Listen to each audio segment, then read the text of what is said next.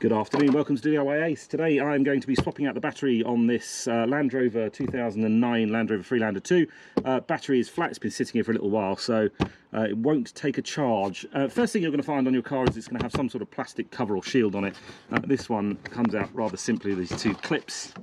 Keep that aside separately. You're going to find two connections on the battery, a negative and a positive terminal. Quick tip.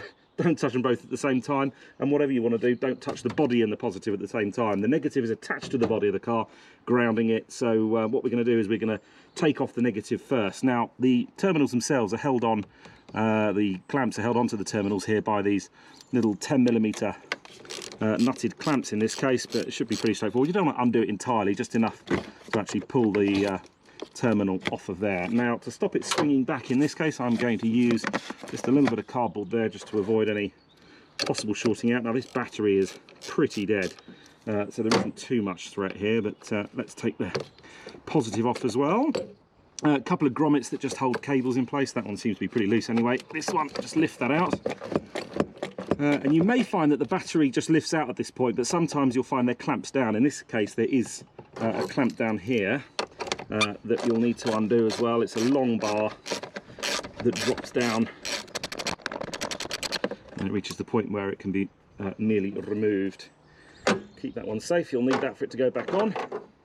Now, the battery itself should at this point be fairly loose. The modern batteries do come typically with handles on them, which is great. Last but not least, you may find that there is some form of vacuum drain or vacuum valve there, which goes into the side of the battery. So I'm going to take that one out, and the battery should, if I can just keep this one out of the way for a moment, there we go, the battery should at this point come out of its case. It's a bit awkward, the space is a bit of a premium in here.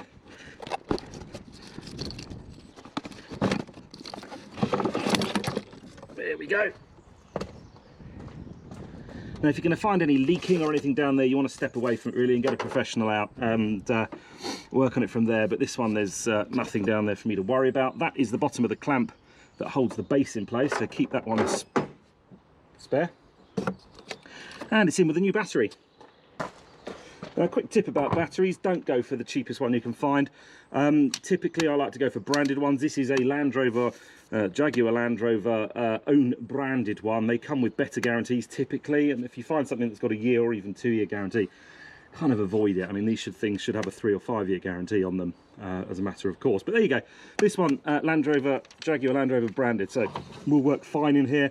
It's a particular model that is suitable for stop-start as well. This car's got a functioning stop-start facility that pauses the engine when you're in traffic. You'll need a particular battery for that kind of setup. Right, she is in there. I'm going to put that cardboard back in place briefly while we do this. First thing to go back in, the vacuum pipe. That goes in there like so. We can then drop down in.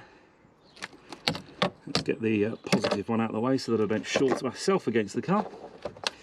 This one here should drop down in relatively easily. And that's the first one that I'm going to do up. Make sure it's started threading properly so you don't cross thread it.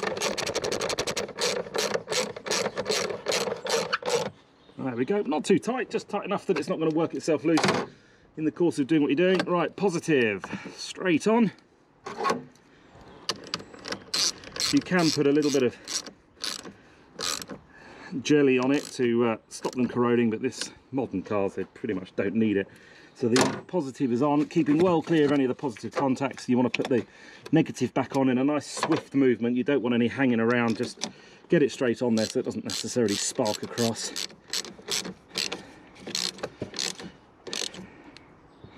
There we go, pretty simple. Back in with the grommets, which if they were in bed and knit would be easier, but there you go.